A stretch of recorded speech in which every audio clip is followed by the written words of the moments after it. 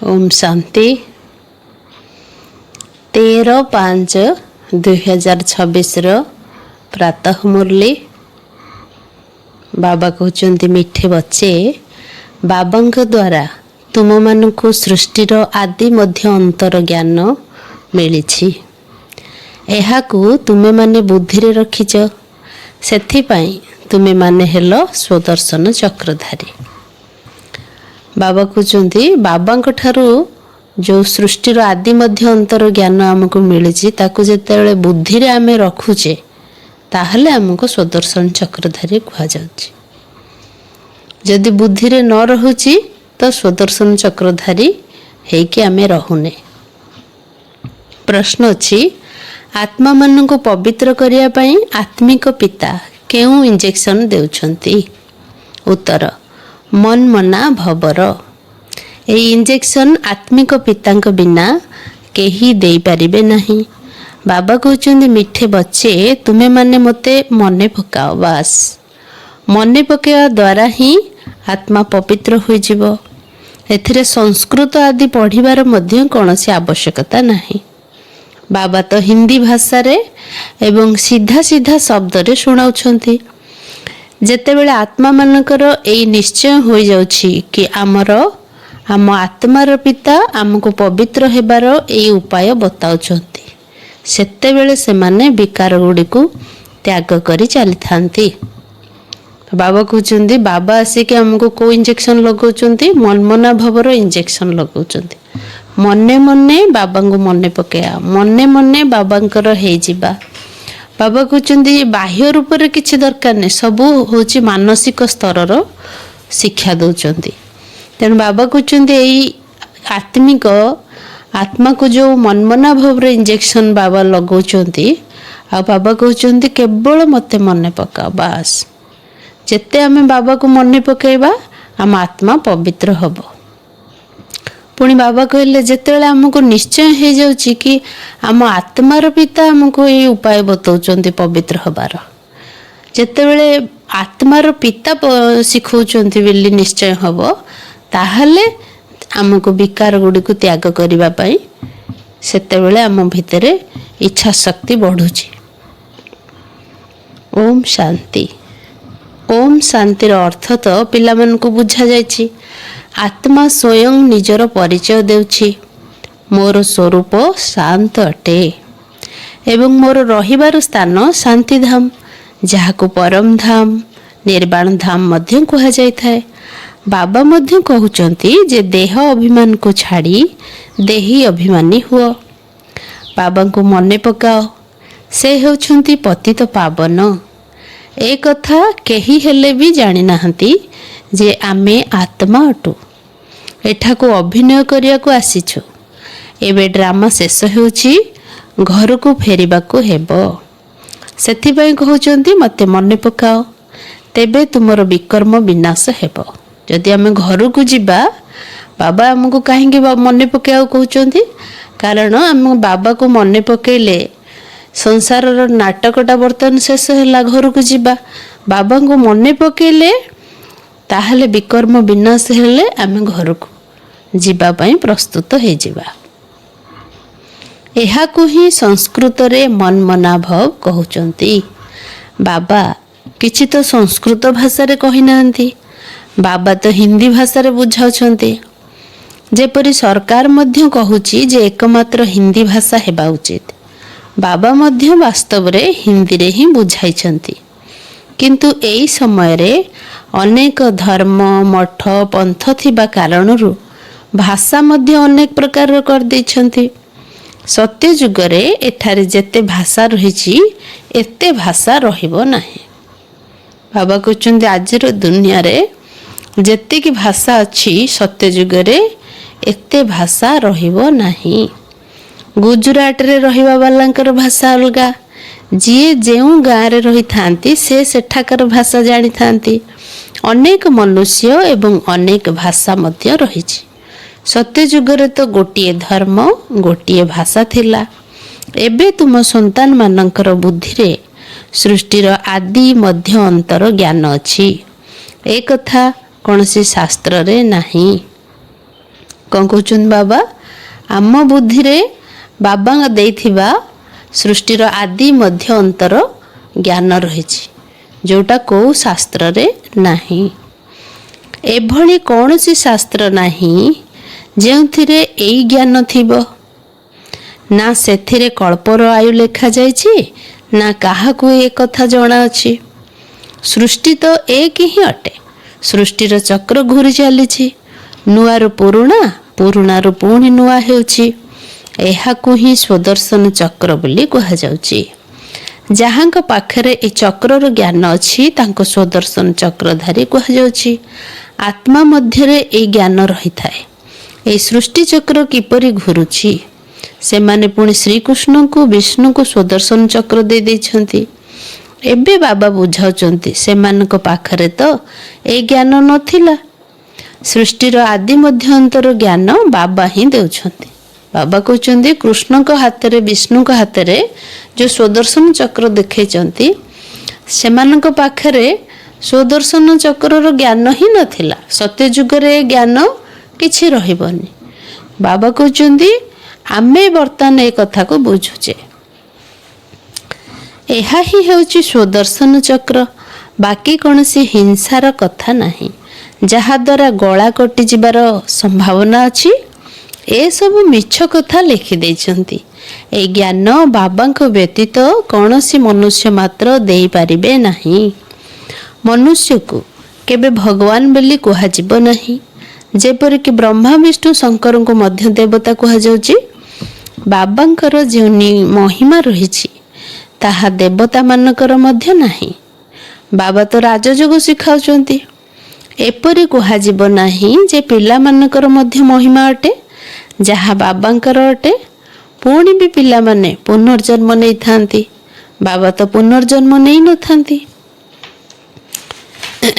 ପିଲାମାନେ ବାବାଙ୍କୁ ମନେ ପକାଉଛନ୍ତି।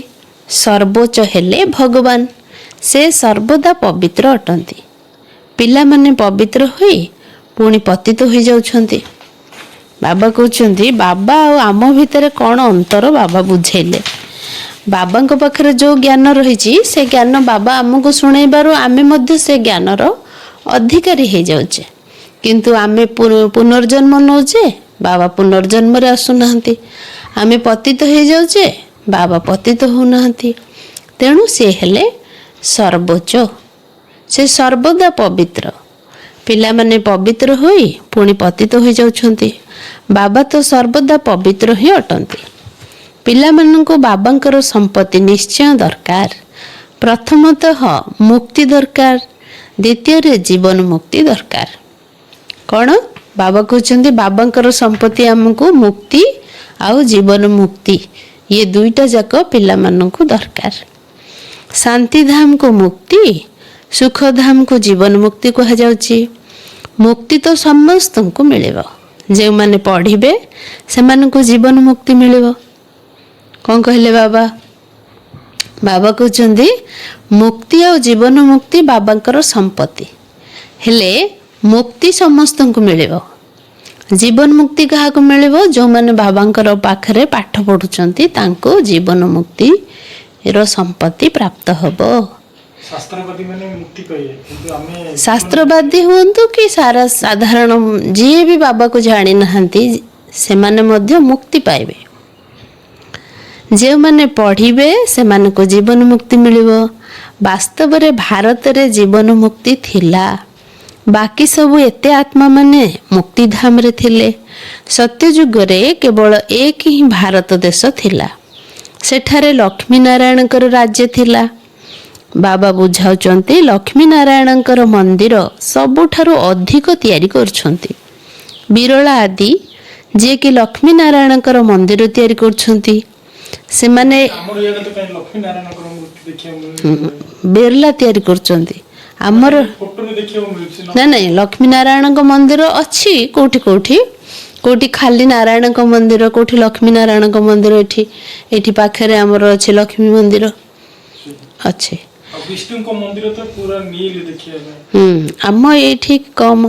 ବାବା ତ ବିରଲାଙ୍କ କଥା କହୁଛନ୍ତି ଯିଏ ଲକ୍ଷ୍ମୀଙ୍କୁ ବହୁତ ମାନୁଛନ୍ତି। ତେଣୁ ବାବା କହୁଛନ୍ତି ଯେ ବାବା ବୁଝାଉଛନ୍ତି ଲକ୍ଷ୍ମୀ ନାରାୟଣଙ୍କର ମନ୍ଦିର ସବୁଠାରୁ ଅଧିକ ତିଆରି କରୁଛନ୍ତି। ବିର୍ଲା ଆଦି ଯିଏକି ଲକ୍ଷ୍ମୀ ନାରାୟଣଙ୍କର ମନ୍ଦିର ତିଆରି କରୁଛନ୍ତି, ସେମାନେ ଏ କଥା ଜାଣିନାହାନ୍ତି ଯେ ଲକ୍ଷ୍ମୀ ନାରାୟଣଙ୍କୁ ଏଇ ବାଦଶାହୀ କେଉଁଠାରୁ ମିଳିଲା, ସେମାନେ କେତେ ସମୟ ରାଜତ୍ୱ କରିଥିଲେ, ପୁଣି କେଉଁଆଡ଼େ ଗଲେ, କିଛି ହେଲେ ବି ଜାଣିନାହାନ୍ତି। ତେଣୁ ଏହା ଯେପରି କଣ୍ଢେଇମାନଙ୍କର ପୂଜା ହେଲା ନା, ଏହାକୁ ଭକ୍ତି କୁହାଯାଏ। ଯାହାଙ୍କୁ ଆମେ ପୂଜା କରୁଛେ ସିଏ କେମିତି ଏମିତି ପୂଜ୍ୟ ହେଲେ, ପୁଣି ଏବେ ନାହାନ୍ତି କାହିଁକି, କୁଆଡ଼େ ଗଲେ, ଏ କଥାକୁ ନ ଜାଣି ଆମେ ଖାଲି ପୂଜା କରିବା ତାଙ୍କର ମନ୍ଦିର ତିଆରି କରି ବାବା କହୁଛନ୍ତି ଆକୁ କଣ୍ଢେଇ ଖେଳ କୁହାଯିବ। ତେଣୁ ଏହା ଯେପରି କଣ୍ଢେଇମାନଙ୍କର ପୂଜା ହେଲା ନା, ଏହାକୁ ଭକ୍ତି କୁହାଯାଏ। ନିଜେ ହିଁ ପୂଜ୍ୟ, ପୁଣି ନିଜେ ହିଁ ପୂଜାରୀ ହେଉଛନ୍ତି। ପୂଜ୍ୟ ଏବଂ ପୂଜାରୀ ମଧ୍ୟରେ ବହୁତ ଫରକ ରହିଛି। ଏହାର ମଧ୍ୟ ଅର୍ଥ ଥିବ ନା। ଯେଉଁମାନେ ବିକାରୀ ଅଟନ୍ତି ତାଙ୍କୁ ପତିତ କୁହାଯାଉଛି, କ୍ରୋଧୀକୁ ପତିତ କୁହାଯିବ ନାହିଁ। ଯେଉଁମାନେ ବିକାରଗ୍ରସ୍ତ ହେଉଛନ୍ତି ସେମାନଙ୍କୁ ପତିତ କୁହାଯାଉଛି। ବାବା କହୁଛନ୍ତି ବିକାରଗ୍ରସ୍ତ, ବାବା ଏଠି କାମ ବିକାର ପାଇଁ କହୁଛନ୍ତି। କ୍ରୋଧୀକୁ ପତିତ କୁହାଯିବନି, କାମୀକୁ ପତିତ କୁହାଯିବ। ବର୍ତ୍ତମାନ ତୁମକୁ ଜ୍ଞାନ ଅମୃତ ମିଳୁଛି। କାମ ବିକାରକୁ ବାବା କହୁଛନ୍ତି ପତିତ ହେବା। ବର୍ତ୍ତମାନ ତୁମକୁ ଜ୍ଞାନ ଅମୃତ ମିଳୁଛି। ଏକମାତ୍ର ବାବା ହିଁ ହେଉଛନ୍ତି ଜ୍ଞାନର ସାଗର। ବାବା ବୁଝାଉଛନ୍ତି ଏଇ ଭାରତ ହିଁ ସତପ୍ରଧାନ ସର୍ବୋଚ୍ଚ ଥିଲା, ଏବେ ତମ ପ୍ରଧାନ ହୋଇଯାଇଛି। ଏଇ କଥା ତୁମ ବୁଦ୍ଧିରେ ଅଛି। ଏଠାରେ କୌଣସି ରାଜତ୍ୱ ତ ନାହିଁ। ଏଠାରେ ପ୍ରଜାଙ୍କର ପ୍ରଜା ଉପରେ ରାଜ୍ୟ ଚାଲିଛି। ସତ୍ୟ ଯୁଗରେ ବହୁତ କମ୍ ଲୋକ ରହିବେ, ଏବେ ତ କେତେ ଅଧିକ ଲୋକ ଅଛନ୍ତି। ବିନାଶର ପ୍ରସ୍ତୁତି ମଧ୍ୟ ଚାଲିଛି। ଦିଲ୍ଲୀ ତ ନିଶ୍ଚିତ ପରିସ୍ଥାନ ହେବ, କିନ୍ତୁ ଏ କଥା କେହି ହେଲେ ଜାଣିନାହାନ୍ତି। କୋଉ କଥା? ଦିଲ୍ଲୀ ପୁଣି ପରିସ୍ଥାନ ହେବ, ଏ କଥା କେହି ହେଲେ ଜାଣିନାହାନ୍ତି। ସେମାନେ ତ ଭାବୁଛନ୍ତି ଏହା ନୂଆ ଦିଲ୍ଲୀ ଅଟେ। ଏଇ ପୁରୁଣା ଦୁନିଆକୁ କିଏ ବଦଳାଇବ, ଏ କଥା କେହି ହେଲେ ଜାଣିନାହାନ୍ତି। ଏଇ କଥା କୌଣସି ଶାସ୍ତ୍ରରେ ମଧ୍ୟ ନାହିଁ। କ'ଣ କହୁଛନ୍ତି ବାବା? ବାବା କହୁଛନ୍ତି ଏଇ ଦିଲ୍ଲୀ ପୁଣି ପରିସ୍ଥାନ ହେବ, ଆକୁ କେହି ହେଲେ ଜାଣିନାହାନ୍ତି। କିନ୍ତୁ ସେମାନେ ତ ଭାବୁଛନ୍ତି ଏହା ନୂଆ ଦିଲ୍ଲୀ ଅଟେ। ଏଇ ପୁରୁଣା ଦୁନିଆକୁ କିଏ ବଦଳାଇବ, ଏ କଥା କେହି ହେଲେ ଜାଣିନାହାନ୍ତି। ଏଇ କଥା କୌଣସି ଶାସ୍ତ୍ରରେ ମଧ୍ୟ ନାହିଁ। ସାରା ଦୁନିଆକୁ ବଦଳାଇବ କିଏ, କେଉଁ ଶାସ୍ତ୍ରରେ ନାହିଁ କି କେହି ହେଲେ ଜାଣିନାହାନ୍ତି। ବୁଝାଇଲା ବାଲା ଏକମାତ୍ର ବାବା ହିଁ ଅଟନ୍ତି। ଏବେ ତୁମେ ପିଲାମାନେ ନୂଆ ଦୁନିଆ ପାଇଁ ପ୍ରସ୍ତୁତି କରୁଛ।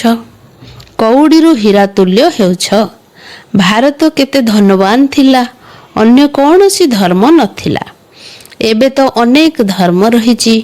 ସମସ୍ତେ ଦୟାର ସାଗର ବାବାକୁ ମନେ ପକାଉଛନ୍ତି। ଭାରତ ସୁଖଧାମ ଥିଲା, ଏ କଥା ଭୁଲି ଯାଇଛନ୍ତି। ଏବେ ତ ଭାରତର ଅବସ୍ଥା କ'ଣ ହେଲାଣି, ନଚେତ୍ ଏଇ ଭାରତ ସ୍ୱର୍ଗ ଥିଲା। ବାବା କହୁଛନ୍ତି ଏଇ ଭାରତ ସ୍ୱର୍ଗ ଥିଲା, ଆଜିର ଭାରତର ଅବସ୍ଥା କ'ଣ ହେଇଛି? ବାବା କହୁଛନ୍ତି ସମସ୍ତେ ଦୟାର ସାଗର ବାବାଙ୍କୁ ମନେ ପକାଉଛନ୍ତି। ଏହା ବାବାଙ୍କର ଜନ୍ମସ୍ଥାନ ଅଟେ ନା, ତେଣୁ ଡ୍ରାମା ଅନୁସାରେ ବାବାଙ୍କର ଦୟା ଆସୁଛି। ଭାରତ ତ ପ୍ରାଚୀନ ଦେଶ ଅଟେ। କ'ଣ କହିଲେ ବାବା? ଯେହେତୁ ଇଏ ବାବାଙ୍କର ଜନ୍ମସ୍ଥାନ ଭାରତ, ତେଣୁ ବାବାଙ୍କୁ ସମସ୍ତେ ଦୟାର ସାଗରଙ୍କୁ ମନେ ପକାଉଛନ୍ତି। ବାବାଙ୍କୁ ମଧ୍ୟ ସବୁ ଆତ୍ମାମାନଙ୍କ ଉପରେ ଦୟା ଆସୁଛି। ସେ ବିନାଶରେ ବି ଆମର ହିଁ କଲ୍ୟାଣ। ବାବା କହୁଛନ୍ତି ଆଗକୁ ଗଲେ ଏତେ ଦୁଃଖ ବଢ଼ିବ ଯେ ସମସ୍ତେ ଚାହିଁବେ ଏ ଦୁଃଖରୁ ମୁକ୍ତି ପାଇଁ ମୃତ୍ୟୁ ହେବା ଦରକାର ବୋଲି। ସେଥିପାଇଁ ବାବା ଜାଣିଛନ୍ତି ଆମମାନଙ୍କର କେଉଁଥିରେ କଲ୍ୟାଣ, ସେଥିପାଇଁ ବାବା ବିନାଶ କରାଉଛନ୍ତି। ବାବା କହୁଛନ୍ତି ବିନାଶ ହବା ଇଏ ମଧ୍ୟ ଡ୍ରାମାରେ ଫିକ୍ସ ହେଇକି ଅଛି। ବାବା ବିନାଶକୁ ରୋକୁନାହାନ୍ତି। ଏବେ ତୁମେ ପିଲାମାନେ ନୂଆ ଦୁନିଆ ପାଇଁ ପ୍ରସ୍ତୁତି କରୁଛ। କଉଡ଼ିରୁ ହୀରା ତୁଲ୍ୟ ହେଉଛ। ଭାରତ କେତେ ଧନବାନ ଥିଲା, ଅନ୍ୟ କୌଣସି ଧର୍ମ ନଥିଲା। ଏବେ ତ ଅନେକ ଧର୍ମ ରହିଛି। ସମସ୍ତେ ଦୟାର ସାଗର ବାବାଙ୍କୁ ମନେ ପକାଉଛନ୍ତି। ଭାରତ ସୁଖଧାମ ଥିଲା, ଏକଥା ଭୁଲି ଯାଇଛନ୍ତି। ଏବେ ତ ଭାରତର ଅବସ୍ଥା କ'ଣ ହେଲାଣି? ନଚେତ୍ ଏଇ ଭାରତ ସ୍ୱର୍ଗ ଥିଲା। ଏହା ବାବାଙ୍କର ଜନ୍ମସ୍ଥାନ ଅଟେ ନା, ତେଣୁ ଡ୍ରାମା ଅନୁସାରେ ବାବାଙ୍କର ଦୟା ଆସୁଛି। ଭାରତ ତ ପ୍ରାଚୀନ ଦେଶ ଅଟେ। ଦେଖ ବାବା କେମିତି ବୁଝାଉଛନ୍ତି। ବାବାଙ୍କୁ ଦୟା କେତେବେଳେ ସେତେବେଳେ, ଯେତେବେଳେ ସେତେବେଳେ ଦୟା ଆସିଲେ ହବନି। ଡ୍ରାମା ଅନୁସାରେ ବାବାଙ୍କୁ ଦୟା ଆସୁଛି। ଯେତେବେଳେ ଡ୍ରାମାରେ ଫିକ୍ସ ଅଛି, ସେଇ ସମୟରେ ବାବାଙ୍କର ଦୟା ଆସିଲେ ଆମ ସମସ୍ତଙ୍କ ପ୍ରତି ବାବା ପୁଣି ଦୟା କରୁଛନ୍ତି।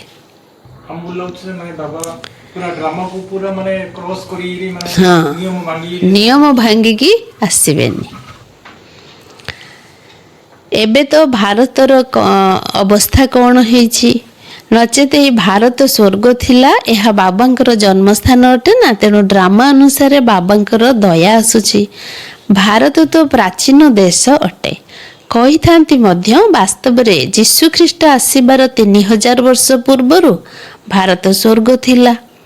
ଆଉ କୌଣସି ଧର୍ମ ନଥିଲା। ଏବେ ଏଇ ଭାରତର ବିଲକୁଲ ଅଧୋଗତି ହୋଇଯାଇଛି।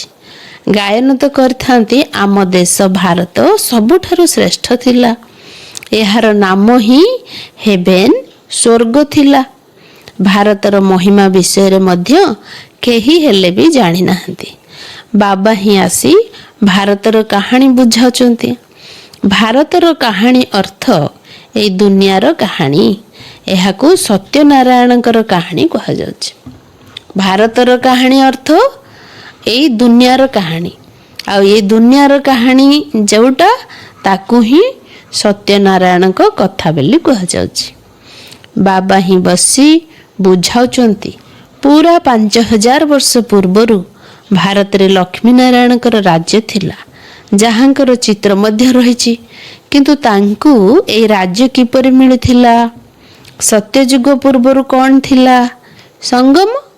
ସଙ୍ଗମ ପୂର୍ବରୁ କ'ଣ ଥିଲା? କଳିଯୁଗ। ବର୍ତ୍ତମାନ ହେଉଛି ସଙ୍ଗମ ଯୁଗ, ଯେଉଁ ସମୟରେ କି ବାବାଙ୍କୁ ଆସିବାକୁ ପଡ଼ୁଛି। କାହିଁକି ନା ଯେବେ ପୁରୁଣା ଦୁନିଆକୁ ନୂଆ କରିବାକୁ ପଡ଼ିଥାଏ, ତେବେ ମୋତେ ଆସିବାକୁ ପଡ଼ିଥାଏ। ବାବା କ'ଣ ପାଇଁ ଆସୁଛନ୍ତି? ପୁରୁଣା ଦୁନିଆକୁ ନୂଆ କରିବାକୁ, ପତିତ ଦୁନିଆକୁ ପବିତ୍ର କରିବା ପାଇଁ ଆସୁଛନ୍ତି। ମୋତେ ପୁଣି ସର୍ବବ୍ୟାପୀ ବୋଲି କହିଦେଉଛନ୍ତି। କ'ଣ କହୁଛନ୍ତି ବାବା? ବାବା କହୁଛନ୍ତି ପୁରୁଣା ଦୁନିଆକୁ ମୁଁ ନୂଆ କରିବି, ପୁଣି ପତିତ ଦୁନିଆକୁ ପବିତ୍ର କରୁଛି। ପୁଣି ମୋତେ କହୁଛନ୍ତି ମୁଁ ସର୍ବବ୍ୟାପୀ। ଯଦି ମୁଁ ସର୍ବବ୍ୟାପୀ, ତାହେଲେ ଏ ଦୁନିଆରେ ତ ପତିତ କର୍ମ ହୁଅନ୍ତାନି। ପୁଣି ମୁଁ ଯଦି ଏଇଠି ରହୁଛି ଚାରିଆଡ଼େ ବ୍ୟାପିକି, ତାହେଲେ ମୋତେ ଆଉ ପତିତ ଦୁନିଆକୁ ପାବନ କରିବାକୁ ଆସିବାକୁ ମୁଁ କେଉଁଠୁ ଆଉ ଆସିବି? ମୁଁ ତ ଏଇଠି ପତିତ ଦୁନିଆରେ ଥାଆନ୍ତି। ତେଣୁ ବାବା କହୁଛନ୍ତି ମୋତେ ସର୍ବବ୍ୟାପୀ ବୋଲି କହିଦେଉଛନ୍ତି, ପୁଣି ଯୁଗେ ଯୁଗେ ଆସୁଛି ବୋଲି କହୁଛନ୍ତି। ତେଣୁ ସଙ୍ଗମ ଯୁଗକୁ କେବଳ ତୁମେ ହିଁ ଜାଣିଛ। ତୁମେ କିଏ? ପ୍ରଜାପିତା ବ୍ରହ୍ମା କୁମାର କୁମାରୀ। ଏହି କଥା ବୋର୍ଡ ଉପରେ ଲେଖାଯାଇଛି। ବ୍ରହ୍ମାଙ୍କର ପିତା କିଏ? ଶିବ। ଆମେ କିଏ? ବାବା ପଚାରୁଛନ୍ତି। ତୁମେ କିଏ? ଆମେ ହେଉଛେ ବ୍ରହ୍ମା କୁମାର କୁମାରୀ।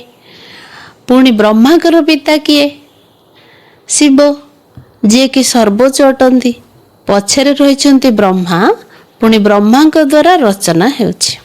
ପ୍ରଜାପିତା ତ ନିଶ୍ଚିତ ବ୍ରହ୍ମାଙ୍କୁ ହିଁ କୁହାଯିବ। ଶିବଙ୍କୁ ତ ପ୍ରଜାପିତା କୁହାଯିବ ନାହିଁ। ଶିବ ସମସ୍ତ ଆତ୍ମାମାନଙ୍କର ନିରାକାର ପିତା ଅଟନ୍ତି।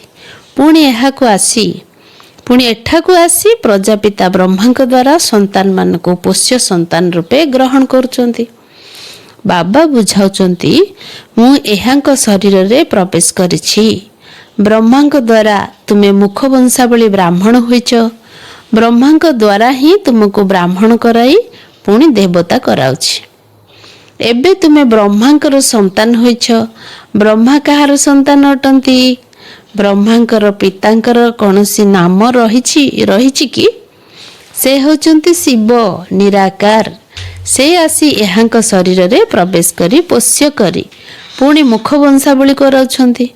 ବାବା କହୁଛନ୍ତି ମୁଁ ଏହାଙ୍କର ବହୁତ ଜନ୍ମର ଅନ୍ତରେ ପ୍ରବେଶ କରୁଛି। ଇଏ ମୋର ହୋଇଯାଉଛନ୍ତି। ସନ୍ନ୍ୟାସ ଧାରଣ କରୁଛନ୍ତି। ବ୍ରହ୍ମା ବାବାଙ୍କ ପାଇଁ ସେ ବାବା ବୁଝାଉଛନ୍ତି ମୁଁ ଆଙ୍କର ବହୁତ ଜନ୍ମର ଅନ୍ତିମ ଜନ୍ମରେ ତାଙ୍କ ଭିତରେ ପ୍ରବେଶ କରୁଛି ଆଉ ଇଏ ମୋର ହେଇଯାଉଛନ୍ତି। ଇଏ ମୋର ହୋଇଯାଉଛନ୍ତି ସନ୍ନ୍ୟାସ ଧାରଣ କରୁଛନ୍ତି। କାହାର ସନ୍ନ୍ୟାସ? ପାଞ୍ଚ ବିକାରର। ଘର ଦ୍ୱାର ଛାଡ଼ିବାର ଆବଶ୍ୟକତା ନାହିଁ। ବାବା ବୁଝୁଛନ୍ତି କି ବ୍ରହ୍ମା ବାବାଙ୍କୁ ଘର ଦ୍ୱାର ଛାଡ଼ିବାର ସନ୍ନ୍ୟାସୀ ହେବା ଦରକାର ପଡ଼ୁନି।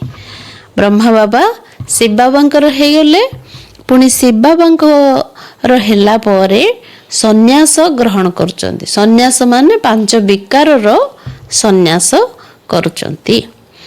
ସେଥିପାଇଁ ବାବା ବୁଝାଉଛନ୍ତି କି କିଏ ଭାବିବେ କି ଘର ଦ୍ୱାର ଛାଡ଼ିକି ଅନ୍ୟ ସନ୍ନ୍ୟାସୀ ମାନେ ଯେମିତି ପଳାଉଛନ୍ତି ଆମେ ସେମିତି ନାହିଁ।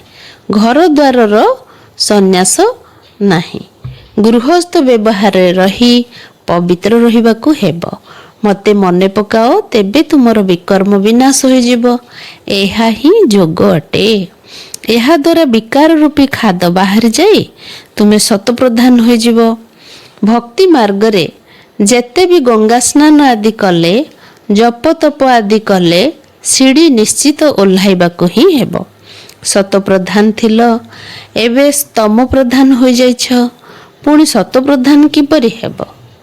ତାହା ପୁଣି ବାବାଙ୍କ ବିନା କେହି ସେଇ ରାସ୍ତା ବତାଇ ପାରିବେ ନାହିଁ। ବାବା କହୁଛନ୍ତି ଆମେ ଶତପ୍ରଧାନ ଥିଲେ, ଧୀରେ ଧୀରେ ତଳକୁ ତଳକୁ ଆସିଲେ ତମ ପ୍ରଧାନ ହେଇଗଲେ। ଏବେ ତମ ପ୍ରଧାନରୁ ଶତପ୍ରଧାନ କେମିତି ହବା, ସେ ରାସ୍ତା ବାବାଙ୍କ ବିନା କେହି ବତେଇ ପାରିବେ ନାହିଁ। ଗୃହସ୍ଥ ବ୍ୟବହାରରେ ରହି ପବିତ୍ର ରହିବାକୁ ହେବ। ବାବା ତ ବିଲକୁଲ ହିଁ ସହଜ ଭାବରେ ବତାଉଛନ୍ତି ଯେ ମୋତେ ମନେ ପକାଅ। ସେ ଆତ୍ମାମାନଙ୍କ ସହିତ ହିଁ କଥା ହେଉଛନ୍ତି। ବାବା କାହା ସହିତ କଥା ହେଉଛନ୍ତି?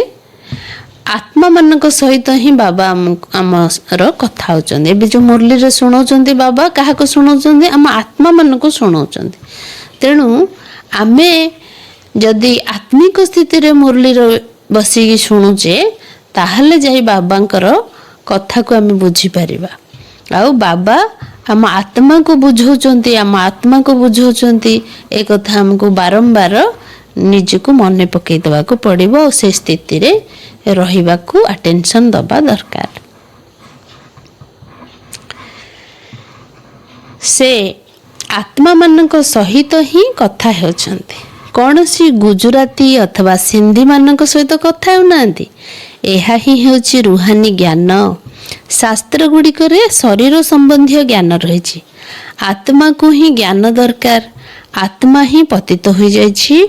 ଆତ୍ମାକୁ ହିଁ ରୁହାନୀ ଇଞ୍ଜେକ୍ସନ ଆବଶ୍ୟକ। ବାବାକୁ ହିଁ ରୁହାନୀ ଅବିନାଶୀ ସର୍ଜନ କୁହାଯାଉଛି। ସେ ଆସି ନିଜର ପରିଚୟ ଦେଉଛନ୍ତି ଯେ ମୁଁ ତୁମର ରୁହାନୀ ସର୍ଜନ ଅଟେ। ବାବା କହୁଛନ୍ତି ବାବା ଆମ ଆତ୍ମାର ସର୍ଜନ। ଡକ୍ଟରମାନଙ୍କ ଉପରେ ଯେ ସର୍ଜରୀର କାମ କରନ୍ତି, ତାଙ୍କୁ ଅପରେସନ କାମ ଯିଏ କରନ୍ତି ତାଙ୍କୁ କୁହାଯାଏ ସର୍ଜନ। ତ ବାବା କହୁଛନ୍ତି ମୁଁ ତମ ଆତ୍ମାମାନଙ୍କର ଅବିନାଶୀ ସର୍ଜନ। ସେ ଆସି ନିଜର ପରିଚୟ ଦେଉଛନ୍ତି ଯେ ମୁଁ ତୁମର ରୁହାନୀ ସର୍ଜନ ଅଟେ। ତୁମର ଆତ୍ମା ପତିତ ହୋଇଥିବା କାରଣରୁ ଶରୀର ମଧ୍ୟ ରୋଗୀ ହୋଇଯାଇଛି। ଏହି ସମୟରେ ଭାରତବାସୀ ତଥା ସାରା ଦୁନିଆ ନର୍କବାସୀ ହୋଇଯାଇଛନ୍ତି। ସେ ଆସି ନିଜର ପରିଚୟ ଦେଉଛନ୍ତି ଯେ ମୁଁ ତୁମର ରୁହାନୀ ସର୍ଜନ ଅଟେ। ତୁମର ଆତ୍ମା ପତିତ ହୋଇଥିବା କାରଣରୁ ଶରୀର ମଧ୍ୟ ରୋଗୀ ହୋଇଯାଇଛି। ଏହି ସମୟରେ ଭାରତବାସୀ ତଥା ସାରା ଦୁନିଆ ନର୍କବାସୀ ହୋଇଯାଇଛନ୍ତି। ପୁଣି ସ୍ୱର୍ଗବାସୀ କିପରି ହୋଇପାରିବେ? ଏ କଥା ବାବା ବୁଝାଉଛନ୍ତି। କେଉଁ କଥା ବାବା କ'ଣ ବୁଝାଉଛନ୍ତି? ଯେ ସମସ୍ତେ ନର୍କବାସୀ ହୋଇଯାଇଛନ୍ତି, ସେମାନେ ସ୍ୱର୍ଗବାସୀ କେମିତି ହେବେ ବାବା ବୁଝାଉଛନ୍ତି। ବାବା କହୁଛନ୍ତି ମୁଁ ହିଁ ଆସି ସବୁ ପିଲାମାନଙ୍କୁ ସ୍ୱର୍ଗବାସୀ କରାଉଛି। ତୁମେ ମଧ୍ୟ ବୁଝୁଛ ଯେ ବାସ୍ତବରେ ଭାରତବାସୀ ରୌରବ ନର୍କରେ ପଡ଼ିଛନ୍ତି। ଏହାକୁ ସାର୍ବଭୌମିକତା ମଧ୍ୟ କୁହାଯିବ ନାହିଁ। ତୁମେ ମଧ୍ୟ ବୁଝୁଛ ଯେ ବାସ୍ତବରେ ଆମେ ନର୍କବାସୀ ଥିଲୁ। କଳିଯୁଗକୁ ନର୍କ କୁହାଯାଇଥାଏ। କହୁଛନ୍ତି ମୁଁ ହିଁ ଆସି ସବୁ ପିଲାମାନଙ୍କୁ ସ୍ୱର୍ଗବାସୀ କରାଉଛି।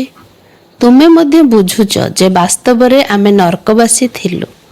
କଳିଯୁଗକୁ ନର୍କ କୁହାଯାଇଥାଏ। ଏବେ ନର୍କର ମଧ୍ୟ ଅନ୍ତ ସମୟ ଅଟେ। ଏହି ସମୟରେ ଭାରତବାସୀ ରୌରବ ନର୍କରେ ପଡ଼ିଛନ୍ତି। ଏହାକୁ ସାର୍ବଭୌମିକତା ମଧ୍ୟ କୁହାଯିବ ନାହିଁ। ପରସ୍ପର ମଧ୍ୟରେ ଲଢ଼େଇ ଝଗଡ଼ା କରୁଛନ୍ତି। ଏବେ ବାବା ସ୍ୱର୍ଗକୁ ନେଇଯିବାର ଯୋଗ୍ୟ କରାଉଛନ୍ତି। ତେଣୁ ତାଙ୍କ କଥା ମାନିବା ଉଚିତ। ଭାରତବାସୀ ନିଜର ଧର୍ମଶାସ୍ତ୍ରକୁ ମଧ୍ୟ ଜାଣିନାହାନ୍ତି। ବାବାଙ୍କୁ ହିଁ ଜାଣିନାହାନ୍ତି। କ'ଣ କ'ଣ ଜାଣିନାହାନ୍ତି? ନିଜର ଧର୍ମକୁ ଜାଣିନାହାନ୍ତି, ଧର୍ମଶାସ୍ତ୍ରକୁ ଜାଣିନାହାନ୍ତି, ବାବାକୁ ଜାଣିନାହାନ୍ତି। ତେଣୁ ଯିଏ ଆମକୁ ସ୍ୱର୍ଗର ଯୋଗ୍ୟ କରାଉଛନ୍ତି ତାଙ୍କ କଥା ମାନିଲେ ଯାଇ ସ୍ୱର୍ଗକୁ ଯାଇପାରିବା। ବାବା କହୁଛନ୍ତି ମୁଁ ହିଁ ତୁମକୁ ପତିତରୁ ପାବନ କରାଇଥିଲି। ଶ୍ରୀକୃଷ୍ଣ କରାଇ ନଥିଲେ। ଶ୍ରୀକୃଷ୍ଣ ତ ପ୍ରଥମ ନମ୍ବରର ପବିତ୍ର ଥିଲେ। ତାଙ୍କୁ ଶ୍ୟାମ ସୁନ୍ଦର ମଧ୍ୟ କୁହାଯାଏ। ଶ୍ରୀକୃଷ୍ଣଙ୍କର ଆତ୍ମା ପୁନର୍ଜନ୍ମ ନେଇ ନେଇ ଏବେ ଶ୍ୟାମଳ ହୋଇଯାଇଛନ୍ତି। କାମଚିତାରେ ବସି କଳା ହୋଇଯାଇଛନ୍ତି। ଜଗଦମ୍ବାକୁ କାଳୀ ରୂପେ କାହିଁକି ଦେଖାଇଛନ୍ତି ଏ କଥା କେହି ଜାଣିନାହାନ୍ତି। ଶ୍ରୀକୃଷ୍ଣଙ୍କୁ ଯେପରି କଳା ଦେଖାଇଛନ୍ତି ସେହିପରି ଜଗଦମ୍ବାକୁ ମଧ୍ୟ କଳା ଦେଖାଇଛନ୍ତି। ଏବେ ତୁମେ କଳା ଅଟ, ପୁଣି ସୁନ୍ଦର ହେଉଛ। କାହା ପାଇଁ ବାବା କହୁଛନ୍ତି? ଆତ୍ମା ପାଇଁ କହୁଛନ୍ତି। ତୁମେ ସମସ୍ତେ ବୁଝାଇ ପାରିବ ଯେ ଏହି ଭାରତ ବହୁତ ସୁନ୍ଦର ଥିଲା। ସୌନ୍ଦର୍ଯ୍ୟତା ଦେଖିବାର ଅଛି ତ ଆଜମେରରେ ଥିବା ସୁନାର ଦ୍ୱାରିକା ଦେଖ। ସ୍ୱର୍ଗରେ ସୁନା ହୀରାର ମହଲ ଥିଲା। ଏବେ ତ ପଥରର ମହଲ ରହିଛି। ସବୁ ତମ ପ୍ରଧାନ ହୋଇଯାଇଛି। ତେବେ ପିଲାମାନେ ଜାଣିଛନ୍ତି ଯେ ଶିବ ବାବା ବ୍ରହ୍ମା ଦାଦା ଉଭୟ ଏକତ୍ର ରହିଛନ୍ତି। ସେଥିପାଇଁ ବାପ ଦାଦା ବୋଲି କହୁଛନ୍ତି। ଆମେ ବାପ ଦାଦା କାହିଁ କହୁଛେ? ଶିବ ବାବା ଆଉ ବ୍ରହ୍ମା ବାବା। ଯେତେବେଳେ ବ୍ରହ୍ମା ବାବାଙ୍କ ଭିତରେ ଶିବ ବାବା ଆସୁଛନ୍ତି, ଦୁଇ ଜଣଙ୍କର ଯୁଗ୍ମ ରୂପକୁ, କମ୍ବାଇଣ୍ଡ ରୂପକୁ ବାପ ଦାଦା କୁହାଯାଉଛି। ଶିବ ବାବାଙ୍କ ଠାରୁ ସମ୍ପତ୍ତି ମିଳୁଛି। ଯଦି ଦାଦାଙ୍କ ଠାରୁ ସମ୍ପତ୍ତି ମିଳୁଛି ବୋଲି କହିବା, ତେବେ ଶିବ ବାବାଙ୍କ ପାଖରେ କ'ଣ ଅଛି? ସମ୍ପତ୍ତି ତ ଶିବ ବାବାଙ୍କ ଠାରୁ ମିଳୁଛି ବ୍ରହ୍ମାଙ୍କ ଦ୍ୱାରା। କ'ଣ କହିଲେ ବାବା? ଯଦି ଆମେ କହିବା କି ବ୍ରହ୍ମା ବାବାଙ୍କ ଠାରୁ ଆମକୁ ସମ୍ପତ୍ତି ମିଳୁଛି, ତାହେଲେ ଶିବ ବାବା କ'ଣ ଦେଉଛନ୍ତି? କିଛି ନାହିଁ। ତ ବାବା କହୁଛନ୍ତି ଶିବ ବାବାଙ୍କର ସମ୍ପତ୍ତି ବ୍ରହ୍ମା ବାବାଙ୍କ ଦ୍ୱାରା ଆମକୁ ମିଳୁଛି। ବ୍ରହ୍ମାଙ୍କ ଦ୍ୱାରା ବିଷ୍ଣୁପୁରୀର ସ୍ଥାପନା ହେଉଛି। ଏବେ ତ ରାବଣ ରାଜ୍ୟ ଚାଲିଛି। ତୁମ ବ୍ୟତୀତ ସମସ୍ତେ ଏଠାରେ ନର୍କବାସୀ ଅଟନ୍ତି। ତୁମେ ଏବେ ସଙ୍ଗମରେ ଅଛ। ଏବେ ପତିତରୁ ପାବନ ହେଉଛ, ପୁଣି ବିଶ୍ୱର ମାଲିକ ହୋଇଯିବ। ଏ କଥା କେହି ମନୁଷ୍ୟ ପଢ଼ାଉନାହାନ୍ତି। କ'ଣ କହୁଛନ୍ତି ବାବା? ଆମେ ପତିତରୁ ପାବନ ହେଉଛେ, ତାପରେ ବିଶ୍ୱର ମାଲିକ ହେବା। ଏ କଥା କେଉଁ ମଣିଷ ଏଠି ଆମକୁ ପଢ଼ଉନାହାନ୍ତି। ତୁମକୁ କିଏ ମୁରଲି ଶୁଣାଉଛନ୍ତି? ଶିବ ବାବା। ସେ ପରମ ଧାମରୁ ଆସୁଛନ୍ତି, ପୁରୁଣା ଦୁନିଆ ପୁରୁଣା ଶରୀରରେ। ଯଦି ଇଏ ତ ମାଧ୍ୟମ, ଯିଏ ପଢ଼ଉଛନ୍ତି, ଯିଏ ବି ହେଲେ ଆମେ ତାଙ୍କର ପଢ଼ଉଛୁ। ଶିବ ବାବାଙ୍କର କଥାଟା ଆମେ କହିଦେଉଛୁ। ଯଦି କାହାର ନିଶ୍ଚୟ ହୋଇଯିବ, ତେବେ ବାବାଙ୍କ ସହିତ ମିଶିବା ବିନା ରହିପାରିବେ ନାହିଁ। ବାବା କହୁଛନ୍ତି ମୁଁ ପରମ ଧାମରୁ ଆସୁଛି, ପୁରୁଣା ଦୁନିଆ ପୁରୁଣା ଶରୀରରେ। ଏଇ କଥାର ଯାହାର ନିଶ୍ଚୟ ହେଇଯିବ, ସେ ମଧୁବନ ନ ଯାଇ ବାବାଙ୍କ ସହିତ ନ ମିଶି ରହିପାରିବ ନାହିଁ। କହିବେ ବେହଦର ବାବା ଯିଏକି ସ୍ୱର୍ଗର ମାଲିକ କରାଉଛନ୍ତି, ତାଙ୍କ ପାଖକୁ ଆମକୁ ତୁରନ୍ତ ନେଇ ଚାଲ। ଆମେ ଟିକେ ଦେଖିବୁ ତ କିଏ ଶିବ ବାବାଙ୍କର ରଥ ଅଟନ୍ତି। ଲୋକମାନେ ମଧ୍ୟ ଘୋଡ଼ାର ଶୃଙ୍ଗାର କରିଥାନ୍ତି। ଆତ୍ମାର ସଂକେତ ରୂପରେ ତା ମୁଣ୍ଡରେ ତିଳକ ଲଗାଇଥାନ୍ତି। ସେହି ଘୋଡ଼ା ମହମ୍ମଦଙ୍କର ଥିଲା, ଯିଏକି ଧର୍ମ ସ୍ଥାପନ କରିଥିଲେ। ଭାରତବାସୀ ପୁଣି ବୃଷଭଙ୍କୁ ତିଳକ ଦେଇ ମନ୍ଦିରରେ ରଖିଥାନ୍ତି। ଭାବୁଛନ୍ତି ଯେ ଇଏ ଶିବଙ୍କ ବାହନ ଅଟନ୍ତି। ବୃଷଭ ଉପରେ ନା ଶିବ ବସିଥାନ୍ତି ନା ଶଙ୍କର ବସୁଛନ୍ତି, କିଛି ବି ବୁଝୁନାହାନ୍ତି। ଶିବ ନିରାକାର ଅଟନ୍ତି, ସେ ପୁଣି କିପରି ବୃଷଭ ଉପରେ ବସିବେ? ବୃଷଭ ଉପରେ ବସିବା ପାଇଁ ତ ଗୋଡ଼ ଥିବା ଦରକାର ନା। ଏହା ହେଉଛି ଅନ୍ଧଶ୍ରଦ୍ଧା। ବାବା କହୁଛନ୍ତି ଶିବ ବାବା ତାଙ୍କୁ ତ ଜ୍ୟୋତିବିନ୍ଦୁ ଶିବ ବାବା, ତ ବିନ୍ଦୁ କେମିତି ବୃଷଭ ଉପରେ ବସିବେ? ବାବା କହୁଛନ୍ତି ଏସବୁ ଅନ୍ଧଶ୍ରଦ୍ଧା କଥା। ଆଚ୍ଛା, ମିଠା ମିଠା ଶିକିଲଧି ସନ୍ତାନ ମାନଙ୍କ ପ୍ରତି ମାତା ପିତା ବାପ ଦାଦାଙ୍କର ମଧୁର ସ୍ନେହ ସମ୍ପନ୍ନ ଶୁଭେଚ୍ଛା ଏବଂ ସୁପ୍ରଭାତ। ଆତ୍ମିକ ପିତାଙ୍କର ଆତ୍ମିକ ସନ୍ତାନ ମାନଙ୍କୁ ନମସ୍ତେ। ଆତ୍ମିକ ସନ୍ତାନ ମାନଙ୍କର ଆତ୍ମିକ ପିତାଙ୍କୁ ନମସ୍ତେ ନମସ୍ତେ ନମସ୍ତେ। ଧାରଣା ପାଇଁ ମୁଖ୍ୟ ସାରାଂଶ। ବାବାଙ୍କ ଠାରୁ ଯେଉଁ ଜ୍ଞାନ ଅମୃତ ମିଳୁଛି, ସେଇ ଅମୃତକୁ ନିଜେ ପାନ କରିବା ସହିତ ଅନ୍ୟମାନଙ୍କୁ ମଧ୍ୟ ପାନ କରାଇବାକୁ ହେବ। ପୂଜାରୀରୁ ପୂଜ୍ୟ ହେବା ପାଇଁ ବିକାର ଗୁଡ଼ିକୁ ତ୍ୟାଗ କରିବାକୁ ହେବ। କ'ଣ କରିବାକୁ ପଡ଼ିବ? ବାବା କହୁଛନ୍ତି ବାବାଙ୍କ ଠାରୁ ଯେଉଁ ଜ୍ଞାନ ମିଳୁଛି, ଜ୍ଞାନ ଅମୃତ, ଏଇଟା ଏ ଜ୍ଞାନ ଅମୃତ ଯେଉଁ ବାବାଙ୍କଠୁ ମିଳୁଛି, ସେଇ ଅମୃତକୁ ଆମେ ନିଜେ ପିଇବା ଆଉ ଅନ୍ୟମାନଙ୍କୁ ମଧ୍ୟ ପିଆଇବା। ଆଉ ଯଦି ଆମେ ପୂଜାରୀରୁ ପୂଜ୍ୟ ହେବାକୁ ଚାହୁଁଛେ, ଆମେ ଏବେ ପୂଜା କରୁଛେ, ଜନ୍ମେ ଜନ୍ମେ ଦ୍ୱାପର ଯୁଗରୁ ଦେବୀ ଦେବତାଙ୍କୁ ପୂଜା କରି କରି ଆସିଲେ, ତ ବାବା କହୁଛନ୍ତି ଆମେ ପୂଜାରୀରୁ ଯଦି ପୂଜ୍ୟ ହେବା ପାଇଁ ଚାହୁଁଛେ, ତାହେଲେ ଆମକୁ ବିକାର ଗୁଡ଼ିକୁ ତ୍ୟାଗ କରିବାକୁ ହେବ। ଦ୍ୱିତୀୟ ପଏଣ୍ଟ, ଯେଉଁ ବାବା ଆମକୁ ସ୍ୱର୍ଗକୁ ଯିବା ପାଇଁ ଯୋଗ୍ୟ କରୁଛନ୍ତି, ତାଙ୍କର ପ୍ରତ୍ୟେକ କଥାକୁ ମାନିବାକୁ ପଡ଼ିବ। ପୁରା ନିଶ୍ଚୟ ବୁଦ୍ଧି ହେବାକୁ ପଡ଼ିବ। ଯେଉଁ ବାବା ଆମକୁ ସ୍ୱର୍ଗକୁ ଯିବା ପାଇଁ ଯୋଗ୍ୟ କରୁଛନ୍ତି, ତାଙ୍କର ପ୍ରତ୍ୟେକ କଥାକୁ ମାନିବାକୁ ପଡ଼ିବ। ପୁରା ନିଶ୍ଚୟ ବୁଦ୍ଧି ହେବାକୁ ପଡ଼ିବ। ଦୁଇଟା କାମ କରିବାକୁ ପଡ଼ିବ। ବାବାଙ୍କ କଥା ମାନିବାକୁ ପଡ଼ିବ, ସବୁ କଥା। ଇଏ କେଉଁଟା ମାନିବା କେଉଁଟା ନାହିଁ, ଯେଉଁଟା ଆମକୁ ସୁହାଉଛି ସେଇଟା ମାନିବା ନାଇଁ। ବାବା କହୁଛନ୍ତି ଯଦି ଆମେ ସ୍ୱର୍ଗକୁ ଯିବାକୁ ଯୋଗ୍ୟ ହବା ବୋଲି ଭାବୁଛେ, ଆମେ ସ୍ୱର୍ଗକୁ ଯିବାର ଯୋଗ୍ୟ ହବା, ତାହେଲେ ବାବାଙ୍କର ସବୁ କଥାକୁ ମାନିବାକୁ ପଡ଼ିବ। ପୁରା ନିଶ୍ଚୟ ବୁଦ୍ଧି ହେବାକୁ ପଡ଼ିବ। ବରଦାନ। ଅନୁଭବ ରୂପୀ ୱିଲ୍ ପାୱାର ଅର୍ଥାତ୍ ଇଚ୍ଛା ଶକ୍ତି ଦ୍ୱାରା ମାୟାର ପାୱାରକୁ ସାମ୍ନା କରୁଥିବା ଅନୁଭବୀ ମୂରତ ଭବ। ସବୁଠାରୁ ଶକ୍ତିଶାଳୀ ସ୍ଥିତି ହେଲା ନିଜର ଅନୁଭବ। ଅନୁଭବୀ ଆତ୍ମା ନିଜର ଅନୁଭବ ରୂପୀ ୱିଲ୍ ପାୱାର ଦ୍ୱାରା ମାୟାର ଯେକୌଣସି ପାୱାରକୁ, ସବୁ କଥାକୁ, ସବୁ ସମସ୍ୟାକୁ ସହଜରେ ସାମ୍ନା କରିପାରିବ ଏବଂ ସବୁ ଆତ୍ମାକୁ ସନ୍ତୁଷ୍ଟ ମଧ୍ୟ କରିପାରିବ। ତେବେ ସମ୍ମୁଖୀନ କରିବାର ଶକ୍ତି ଦ୍ୱାରା ସମସ୍ତଙ୍କୁ ସନ୍ତୁଷ୍ଟ କରିବାର ଶକ୍ତି ଅନୁଭବ ରୂପୀ ୱିଲ୍ ପାୱାର ଦ୍ୱାରା ସହଜରେ ପ୍ରାପ୍ତ ହୋଇଥାଏ। ସେଥିପାଇଁ ସବୁ ପ୍ରକାରର ସମ୍ପତ୍ତିକୁ ଅନୁଭବ କରି ଅନୁଭବୀ ମୂରତ ହୁଅ। ସ୍ଲୋଗାନ। ପରସ୍ପରକୁ ଦେଖିବା ପରିବର୍ତ୍ତେ ନିଜକୁ ଦେଖ ଏବଂ ନିଜକୁ ପରିବର୍ତ୍ତନ କର। କ'ଣ କର? ଇଏ କ'ଣ କଲା, ସେ କ'ଣ କଲା, ଇଏ ବଦଳିନି, ସେ ବଦଳିନି, ତା ଭିତରେ ଦୁର୍ଗୁଣ, ତା ଭିତରେ ଦୁର୍ଗୁଣ, ଏଇଟା ଆମକୁ ଦେଖାଉଛି। ତ ବାବା କହୁଛନ୍ତି ପରସ୍ପରକୁ ମୁଁ ତମର ଦୁର୍ଗୁଣ ଦେଖିବି, ତମେ ମୋର ଦୁର୍ଗୁଣ ଦେଖିବ। ବାବା କହୁଛନ୍ତି ଏଗୁଡ଼ାକ କରନି। ଆକୁ କରିବା, ପରସ୍ପରକୁ ଦେଖିବା ପରିବର୍ତ୍ତେ ନିଜକୁ ଦେଖ ଏବଂ ନିଜକୁ ପରିବର୍ତ୍ତନ କର। ଅବ୍ୟକ୍ତ ଇଶାରା। ସର୍ବଦା ଅଚଳ, ଅଟଳ ଏବଂ ଏକରସ ସ୍ଥିତିର ଅନୁଭବ କର। ଏବେ ନିଜେ ନିଜକୁ ଚେକ୍ କର ଯେ ମୋ ପାଖରେ ସର୍ବଶକ୍ତିର, ସର୍ବପ୍ରାପ୍ତିର ଏବଂ ସର୍ବଗୁଣର ଅନୁଭବ ଅଛି ତ? କ'ଣ ଚେକ୍ କରିବା? ସର୍ବଶକ୍ତିର, ସର୍ବପ୍ରାପ୍ତିର, ସର୍ବଗୁଣର, ତିନିଟା ଯାକର ଅନୁଭବ ଅଛି। ଆମେ ନିଜେ ଅନୁଭବ କରୁଛେ। ଯଦି ଅନୁଭବ ରୂପୀ ଅଧିକାରୀପଣିଆ ଅଛି, ତେବେ କୌଣସି ବି ପରିସ୍ଥିତି ଅନୁଭବର ଅଧିକାରୀ ପଣିଆ ସମ୍ମୁଖରେ କୌଣସି ପ୍ରଭାବ ପକାଇ ପାରିବ ନାହିଁ।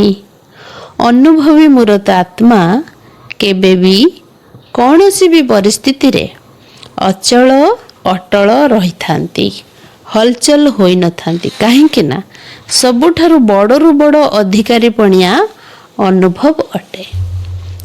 ତେଣୁ ଯେଉଁ ମୁହୂର୍ତ୍ତରେ ଯେଉଁ ଶକ୍ତିକୁ ଆହ୍ୱାନ କରିବ, ସେଇ ମୁହୂର୍ତ୍ତରେ ସେଇ ଶକ୍ତି ସହଯୋଗୀ ହେବ। ଓମ୍ ଶାନ୍ତି।